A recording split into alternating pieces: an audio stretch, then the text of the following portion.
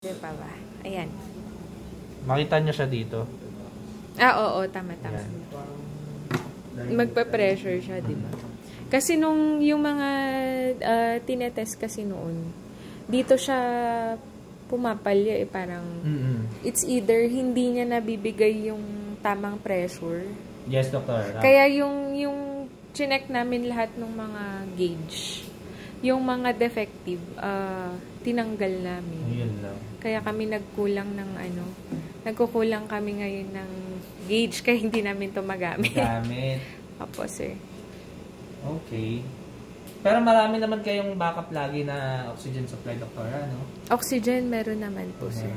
Bago magamit pa ba kayo ng air, Doc?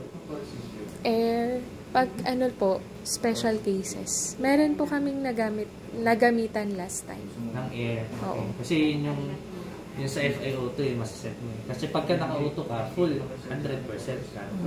Sabi ko nga dito, hindi pa siya kasi nasa-set yung FiO2 niya. Ayan.